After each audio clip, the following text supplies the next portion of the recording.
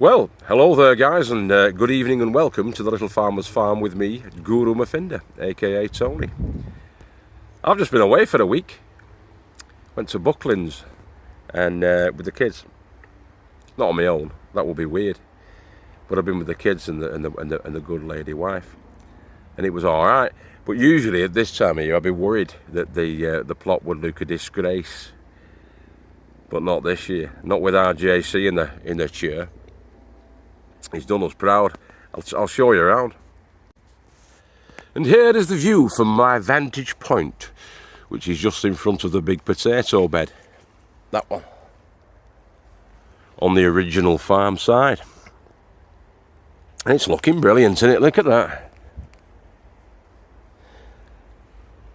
There's the cage, our brassica cage, with brassicas still in full rampants. They're coming on, then pointed cabbage there, look, over that side. Although the slugs have had a bit of a go at a couple in the middle there. I'm going to sort that out. I'm going to put some pellets down, I think, for that. The broccoli that we left, once we took the main heads off, has gone to seed, mostly. But there's still, in fact I'll show you inside, guys, there's still the offshoots, the side shoots, that are coming through. See, all edible, even the flowers are edible.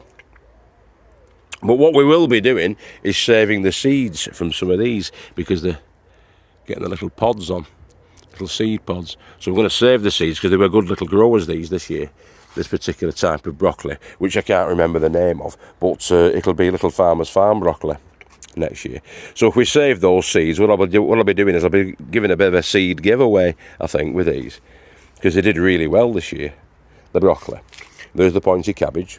There's the two that have been, well, there's three there, looking at them, that have had a go from the slugs. So I'm going to be putting some pellets down, I think, boys and girls, just to teach them a valuable life lesson, those slugs. As we come out of the cage, onto the lady farmer's side. He's done a really good, thanks for this, John, you're a star, an absolute star. He's done a sterling job on this plot. On these plots, brilliant. Hardly a weed in sight, look. Absolutely fantastic. You can tell me and John have been here, look. There's the evidence. Well, look, everything's looking alright, isn't it? For a change. It's looking good.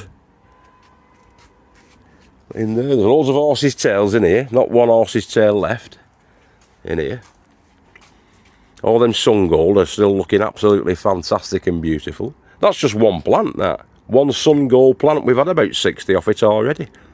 And look at it. Refuses to die, that thing. And fingers crossed it'll keep on producing for the next few weeks. Yes, that. The couple there. Just left to nature. Left to their own rampants. Next year it'll all be fully planted up in here, but this year, if you remember, early on in the year I was struggling. But now I've got my mate on. He's a star, John, proper star. Yeah, that's the stuff. I'm having some of that. I know it's not 100% organic, but we're producing food on these plots, and we need to eat. The price of food is extortionate at the moment, especially for healthy veg. Look at these babies in here. The gift that keeps on giving, these cucumber plants, they've been really good. Even the pickly ones are getting big. And we've still got blossoms coming on. There's time yet. As I predicted, fingers crossed, we should be having an Indian summer. I've just got to keep an eye on this here, powdery mildew. That. I'm going to take those leaves off and get shut of those, because that's not going to make not going to make the cut whatsoever, that, guys. Once you get that, nip it out as soon as you possibly can. No good, that. We'll be getting shut of that, because we'll have a couple more weeks out of these, 2 or 3 more weeks out of these, and then other plantings are going to be going into here. We're going to be getting overwintering brassicas in here, into that bed. So we're going to clear that away in about 2 or 3 weeks' time. These tomatoes are blushing up nicely. We've got quite a few. coming on. Some whoppers at the back there. Yeah, those are the Blue Beauty, I believe. They are the Blue Beauty or Black Beauty, one of the two. And they're doing well. Some are doing better than others this year, but we're getting tomatoes, that's for sure. And as you can see, the quality in here and the tardiness is ace. These are little tomato plants that are popping their heads up, these. Volunteers keep coming up. They won't come to anything. Not this late on in the year, but it's good to see that the growth is coming through. Up at this top end, this was a bloody jungle, if you remember. I did all these fences the other day, just before I left actually, last Sunday I think I did all these edges. I'm trying to get them level with Joe's there, cutting them down. See, new growth will come through there. That's the old wood, but the new growth should come through there. But you have to take it down a bit at a time. I'm not sure whether I'll be able to actually get it level with Joe's next door. But if I can get it something like, I don't want it sticking up massively high, because that was about 2 feet higher than that before I trimmed it all down. So that's the job for this weekend, clearing all of this out, or even for this week. It's only Monday, isn't it, boys and girls? But I'm back in work tomorrow. That needs clearing out and that needs clearing out. But there's only these two areas really here where we've got the issues now, because I'll show you the rest of it. As I say, John's been down. He's done us proud. He really has. Big JC. The toppermost banana, the utmost banana that he is, has done a cracking job. All that comfrey going in there. The comfrey feed, that. Beautiful. Because he's trimmed all that comfrey back, and that goes in there. It'll stink to high heaven, but we'll get some good liquor out of that. We'll get some good plant feed, which we'll be storing in the milk bottle cartons for next year. Good. That's very good. Joe does the same thing, open top like that. He does that next door. Been using that for watering up. There, John. But as you can see, the pathway is relatively clear. It's a massive, massive improvement down here. I can only thank you for that, John. You're an absolute star. Like I say about the growing community, the brilliant people, wonderful people. Trim back that a bit more as well. Although that's all comfrey, that 90% comfrey, that. Spreads like wildfire, the comfrey. That started off as a little plant over there in the corner, and it's come all the way up here. So I'm going to be doing that, chopping that back. These here, be trimming them off, getting rid of all that morning glory, hedge bindweed. And look at these pears, they're all right. Got some good ones on here. Be taking some of these for our Bradley, letting them ripen up at home. I think these pears. Didn't think we were going to get many this year, but we've not done too bad. We've got about 20 on. It's only a little tree, that. Only one apple. But one's better than none, isn't it, boys and girls? Look at these here, beautiful.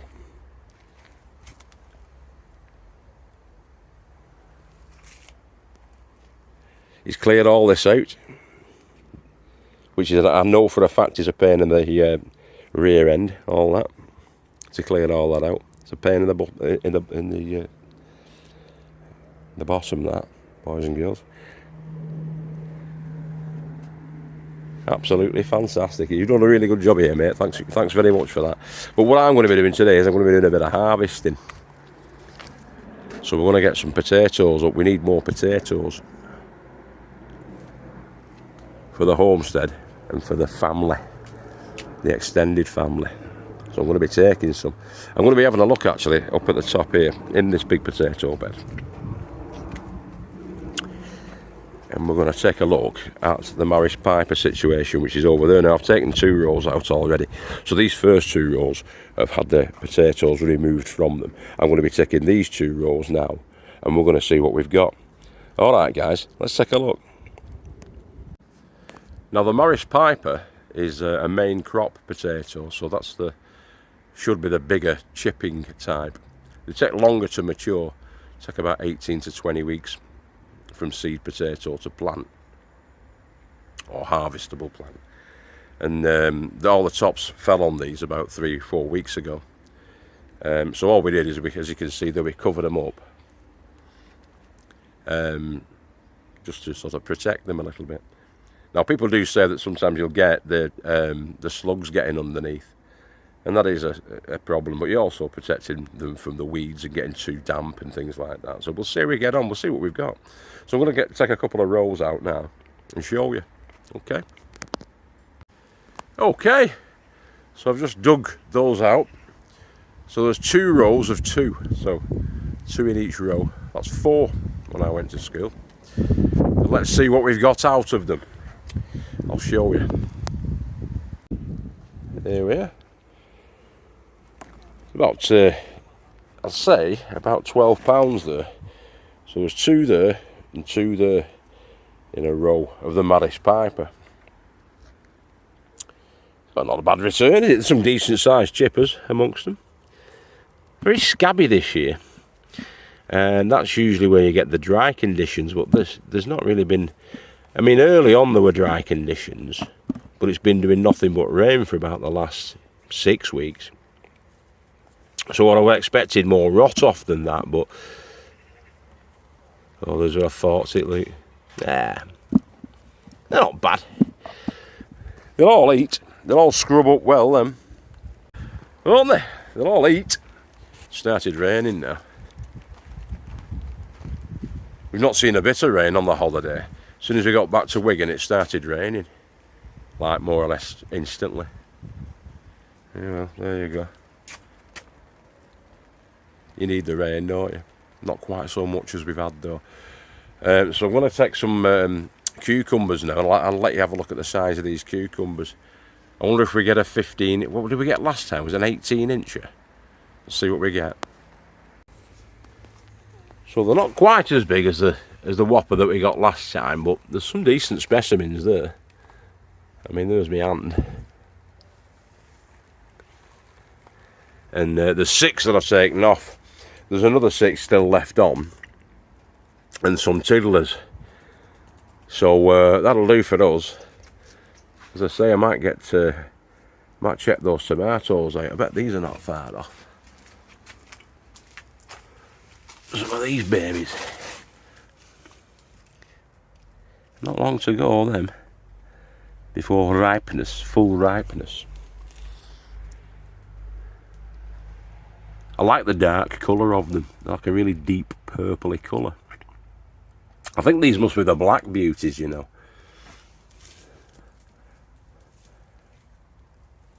And what John's give us anyway, but a good size. There's a big one at the back there, look at that. It's as big as your fist, that one. Good colours on them. Like I say, we've got plenty more pickles in here. These are like a pickling style. Big fat pickly style. And they're creeping about, and they've got the blossom coming on still. So you never know. If we get the better weather, we might get a couple more weeks out of these. I'll get some of them tomatoes as well for the kids. I think jobs are good. And get some tomatoes, eh? A few hiding here. These are all the sun gold. So I'll go and grab a pot from over there, and we'll fill these up. So when I'm picking these, harvesting them, if you look at that stalk, I like to leave the little stalk on. But there's a kind of natural elbow, a natural joint there where my index finger is. If you just bend it towards that, they just come off like that. Yeah, that's what I do. So see where it is. Just a little twist towards that, and what usually happens, it's not doing it now. Yeah, it breaks at that point. And there you go. So I'm going to carry on harvesting these. The ones that aren't quite ready, I'm going to leave on. You want them a sort of deepish orange colour. That's probably just about right, that one. And then the others we can leave until the weekend or whatever. Sorry about the camera work. But we should have about, I would say, 50 by the end of the picking. And then probably another 50 off this plant by the weekend, because there's still a lot on it. There's still plenty on it. And they'll be ripening up. So yeah, 50 sweet, tangy, beautiful orange jewels.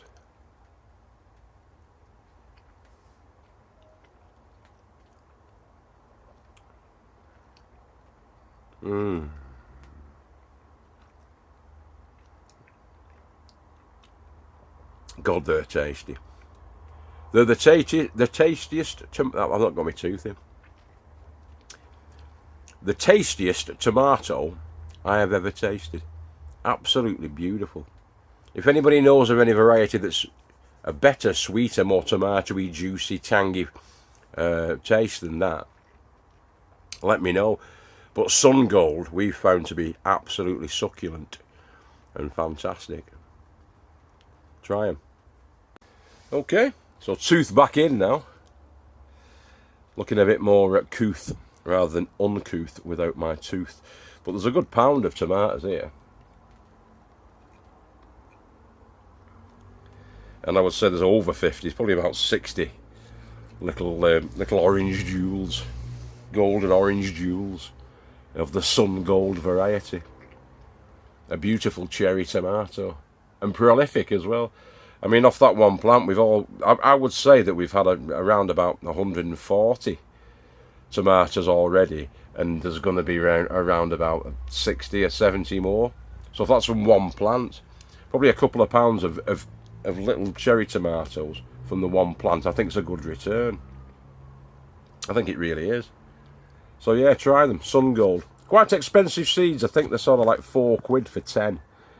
But it's well worth it. 40p a plant. If you're getting a pound of juicy, succulent tomatoes that are the best you've ever tasted, a pound in weight from one plant, I don't think 40p is bad.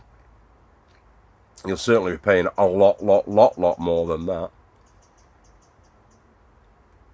A couple of pounds actually from each plant. You'd probably be paying about £1 for 10 of them. And we've had close to 200. So yeah, not a bad return from 40p, that is it. Anyway, boys and girls, I've got my potatoes, my tomatoes and my cucumbers now. And off I go. Back to the homestead. Like I say, we'll be doing some comfrey. Making up some comfrey feed and sticking it into here. I've got some actually ready, which I can decant for you on the weekend. But remember, keep growing with your heads down. And take care of yourselves and each other. You've been wonderful, fragrant and fantastic if you're a lady. If you're a gentleman, you've been forthright, virile and masculine. And we love you all. Anything in between as well. You're all good. You're all God's children, aren't you? So yeah, God bless. Take care. And we'll see you in the week. Bye-bye now, guys. Ta-da.